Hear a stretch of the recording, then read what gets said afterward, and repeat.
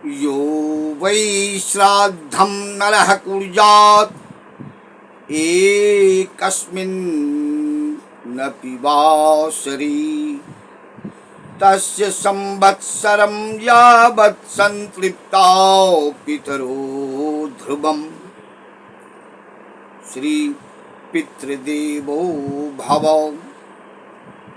हमारे कृतसार ग्रंथ में जो साल भर के पर्व त्योहार मनुष्य के कृत्यों का करणीय विषयों का जो उल्लेख किया गया है कृतसार समुच्चय में, उसमें कहते हैं यो वै श्राद्धम नरः कुर्यात्।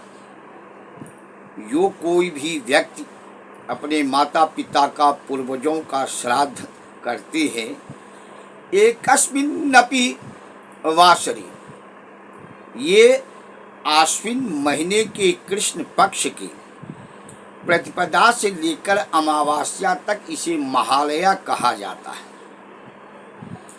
साल भर में भूले भटके जो कोई भूल गए हो या तिथियों पर में जिनका माता पिता का कर्म न किया गया हो, उनके लिए ये बताया गया है कि इसमें इस 15 दिन में अगर एक दिन भी अपने माता पिता पूर्वजों को जल तर्पण या श्राद्ध सामग्री का दान करते हैं या श्राद्ध सामग्री लेकर के संकल्प करते हैं, पूर्वजों माता पिता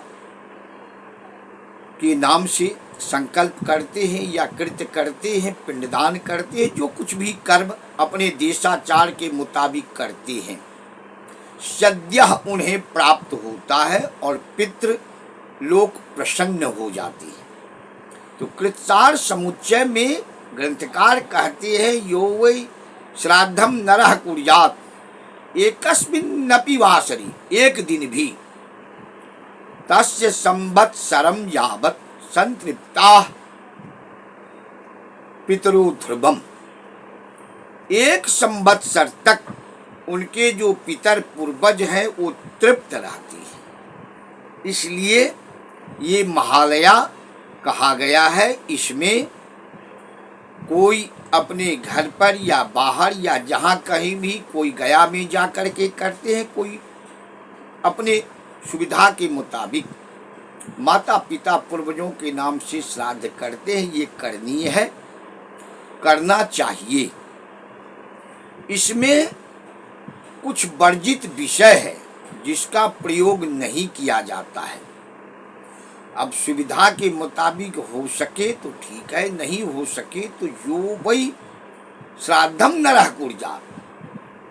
ये व्यस्तता की जिंदगी में अगर एक घंटे के लिए भी, एक दिन के लिए भी अगर समय निकाल करके कोई करते हैं तो उनके पितर तृप्त रहते हैं, साल भर तक संतुष्ट हो जाते हैं। ये करना चाहिए और इसी विषय को कृतसार समुच्चय में कहे हैं। तो इसमें अगर संभव हो तो पूर्णिमा से ऋषि तर्पण शुरू होता है, अमावस्या के दिन तक पितरों पूर्वजों के नाम से जल तर्पण इत्यादि करते हैं। जिनके पास समय है, जो जानकारी है वो करते हैं। जिसके पास नहीं समय हो वो भी समय निकाल करके इसे जरूर करना चाहिए। ये कृत्य है, ये करना आवश्यक है। ऐसा करने वाले अगर हैं तो उन्हें कभी पितृदोष नहीं लगता है।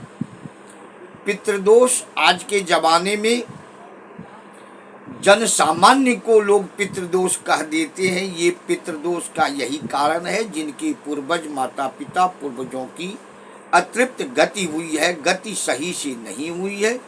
कई बंधु तो विरोध भी करते हैं, जो मृत पर श्राद्ध भोज का भी विरोध करते हैं, लेकिन ये सर्वथा अनुचित है। आपके पास जितना सामर्थ्य हो उसी सामर्थ्य के मुताबिक जितना समय हो, श्रद्धया दीयते दानम, श्रद्धया क्रियते कर्म, श्रद्धा पूर्वक कर्म करने से पितरों की आत्मा में संतुष्टि हो जाती है, पितर तृप्त हो जाते हैं, उन्हें कभी भी पितृदोष का भय नहीं रहता है। ऐसा कृतसार समुच्चय में कहा गया है। मानने वाले माने, न मानने वाले न माने, लेकिन श्राद्ध करने, पितरों को जल तर्पण करना और उसके साथ में अगर नाना तरह के प्रपंच युक्त कर्म भी करना, ये विहित नहीं है। ऐसा करने वाले को उल्टा श्राप लगता है। पितर तृप्त होने की बजाय उन्हें पितृदोष लग जाता है, उन्हें श्राप दे देते हैं। इसलिए ऐसे कर्मों से परहेज जरूर करें और परहेज करके अपने माता पिता पूर्वजों को तृप्त करें, चाहे जिस तरह से हो। ये करना आवश्यक होता है। उनके ऊपर सदैव माता पिता प्रसन्न होते हैं। अब वो उनका कर्म वो जाने। शास्त्र एक निवर्तक है, शास्त्र में कहा गया है और यही आवश्यक होता है। इसके अतिरिक्त अपने सामर्थ्य के मुताबिक जिसको जो श्रद्धा वो करें, ये विहित है। श्री पितृदेव महाराज की जय।